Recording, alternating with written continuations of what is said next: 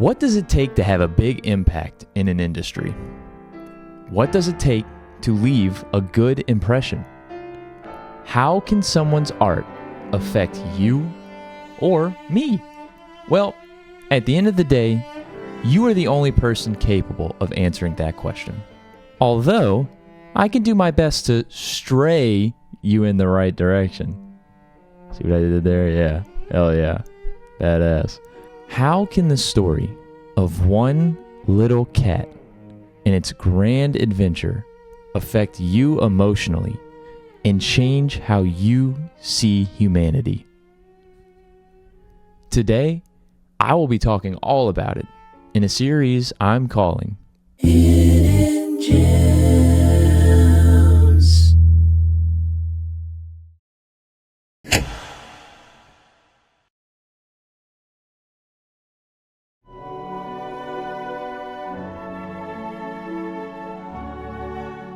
While Stray's uniqueness might not be as hidden as other games, it's one whom I think died out too quickly. Stray was one of those games that had immense hype before and during release, but rarely did I see many people talking about it or even really playing it. Depending on who you watch for content, it was pretty well hidden from the content creator realm. Fortunately, I am here to tell you why this game is so creatively beautiful and whose story is rich with content, lessons, and sadness. As the art and thumbnail spoil, you play as a cat. You are a stray that travels alongside its tribe of other stray cats who are resting due to the passing thunderstorm.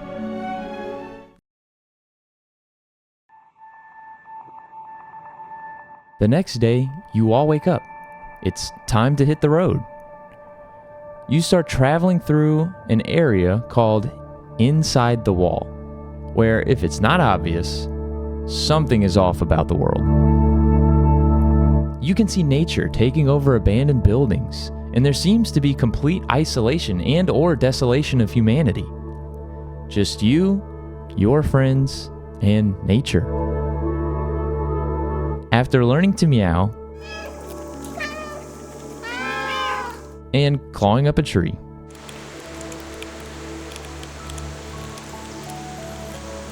you slowly make your way through this ancient structure with your cat crew, as there are still no signs of any people or whoever else could have made a structure of this size. You soon stumble across an area that's a little tricky to cross. As you try to jump across two pipes,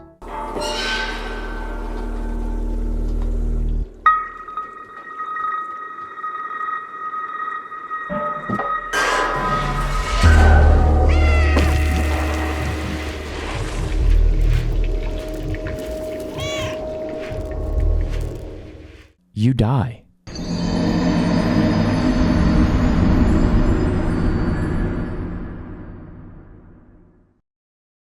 Nah, not really. But you do let out this cute little cat cry.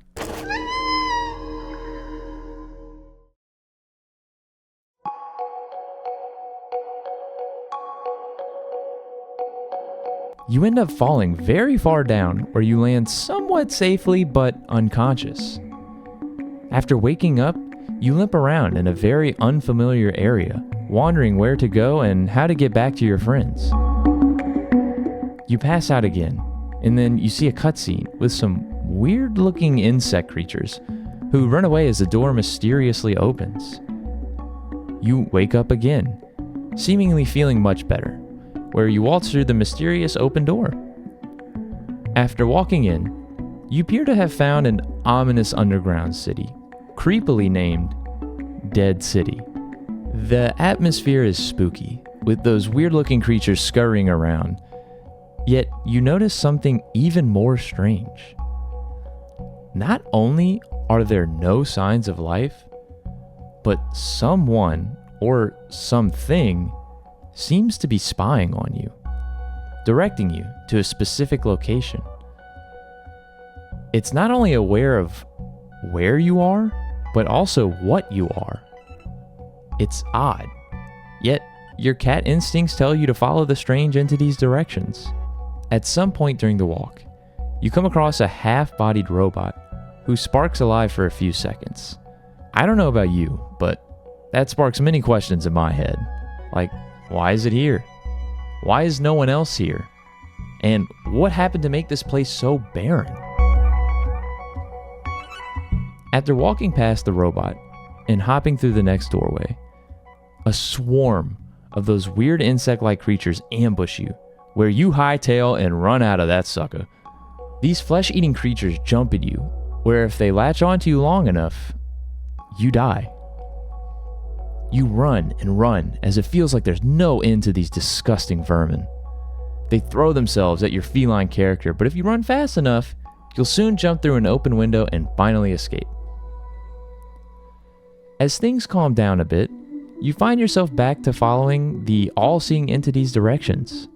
It continues watching you through security cameras and manipulating lighting to attract your gaze and lead you to wherever it is it wants you to be.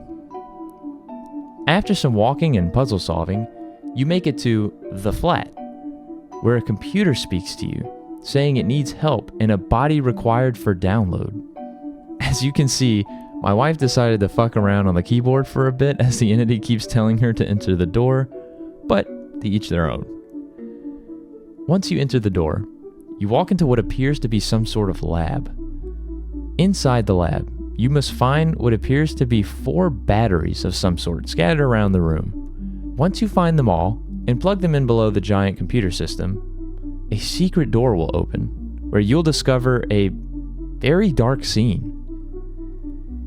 You find a closed and decaying human-shaped pod next to the slumped-over body of a robot, which appears to be connected to the pod. In the same room, up on a shelf, is a box that says Drone Companion. After you use your cat-like instincts to knock it over, a little robot falls out of the box. You then pick up the robot and bring it back into the previous room, where the entity guides you on where to place it.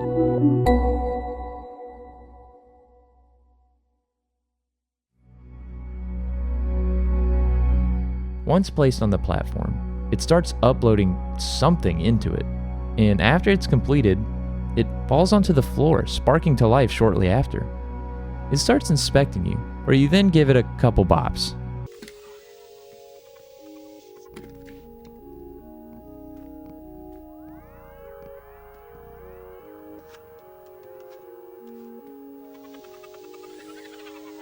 Once it gets back to full energy, it starts communicating to you, saying that it was the one spying on us. It can't remember its name, but it thanks you, and it's surprised to see you, implying that animals are probably not common in this location. It continues to state that it remembers working for a scientist who used to live here and says you can refer to it as B12, since that's what it says on the robot. B12 then gives you a backpack to carry items, and you are soon off on your way out of the dangers of Dead City. You travel a short distance until you come across a mural of a beach. B12 mentions it, calling it the outside, and states they feel like they've been there before, implying that it's something that hasn't been seen in who knows how long. It raises a lot of questions, with one being, why haven't they been able to see it? Has something happened, and why does the outside seem so empty to life? You soon finally make it to an area called the slums, where a robot spots you and quickly runs away. As you travel deeper in the Dead City, more robots are spotted frantically avoiding you, as you seem to be very foreign to them. One robot stands its ground and attempts a friendly approach. B12 translates for you as the robot speaks, and after a brief conversation, he signals to the rest that you are indeed friendly. The robot's name is Guardian, and after you express wanting to see the outside, he calls it a joke, saying it's impossible to leave this place. He then tells you about a group called the Outsiders, and more specifically a robot named Momo, who might be able to help you in this task. You then go out on a grand underground adventure, finding and helping this robot group of outsiders so that you can return home. You learn a lot about these robots, their purpose, and what happened to humanity as a species. It's an incredible story and surprisingly a bit dark. Obviously, I don't want to spoil too much, but this game is much more than a cat returning home. It's a story of survival, a new era, and restoring hope to a species that long thought all hope was lost. You learn more about those flesh-eating creatures, where they came from, and how to stop them from causing more harm. There's so many intriguing storylines between the characters, creatures, and the world as a whole, and in my opinion, doing this all as a little cat makes it all the more creative. I believe the direction this game took was super unique, and it led to be more than what most people initially bargained for. Even if you look outside of the gameplay itself and look at the creation of this game, not only is the cat you play as inspired by a real cat, but the animations, sounds, and designs were all created using real cats. The creators of the game used actual sounds from cats that they themselves recorded and studied the way they moved and acted in order to implement more realistic animations. Everything about this game's design and production is perfect and was made with actual hard work, creativity, and determination. I don't think it's possible to hate on the creators of this project and how much talent and time they took to make such a masterpiece.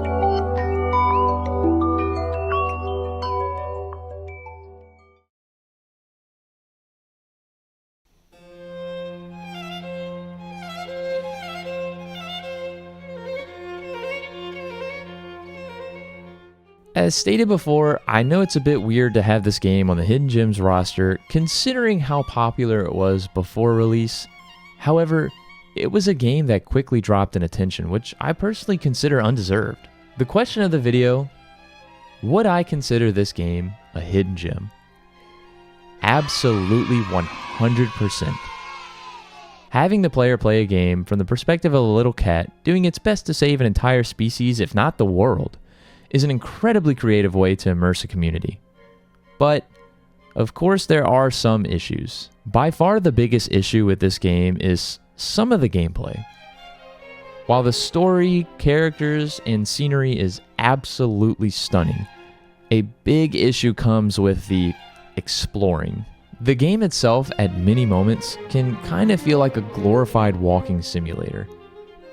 You spend a lot of time in the game searching for something, whether it be a person, a building, an item, who knows what, which unfortunately can make the game feel very repetitive and uneventful. The second issue would be the lack of direction. Many people who play the game for the first time have had an issue with the lack of direction / help the game gives you when needing to complete a task. Now, this can be a blessing and a curse depending on how you look at this.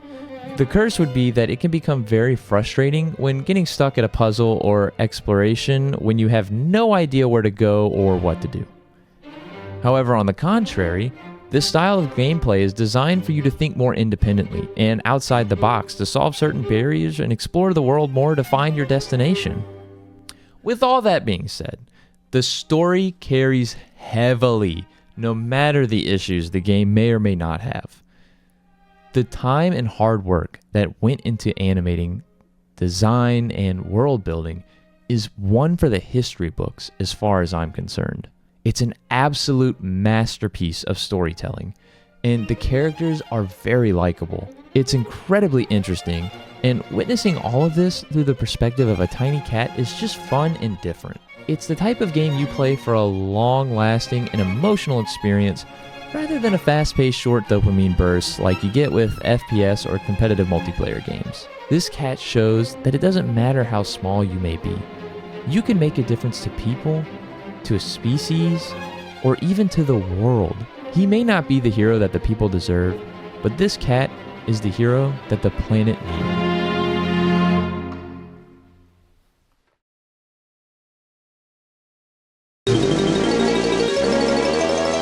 If you made it this far in the video, thank you so much for watching. You are actually the best. Please leave a like if you enjoyed this video. Leave a comment if you want to see more like this. My last video did so well, and I thank everybody who left all the nice comments and subscribed and left a like. I appreciate it so much, but like I stated in that one and my previous videos, Let me know what you want to see me talk about. It doesn't have to be games. It doesn't have to be music. It could be anything you're interested in. But just know I will continue to keep talking about stuff that interests me as well. And also share this video. A share can go such a long way. I can't even begin to describe to you how far one share can go. Just one person sharing a video. And please go listen to my music. I have a link down below to my Spotify, but if you use a different streaming platform, it is on all streaming platforms except for SoundCloud. I'm a musician in real life. That is what I went to school for. It's what I have my degree in. It's my main hobby. I love doing YouTube, but I love doing music just as much. So please go check that out and go play this game. This game is good. And go watch the last Hidden Gems video. I think it was about Coromon. Watch that one too. These games are good. I'm trying to put y'all on some stuff. And you know what? You are more than welcome to disagree with my opinions. That's the whole point of opinions. But just know, at the end of the day, my name is Cinema Dude, and what the hell do I know?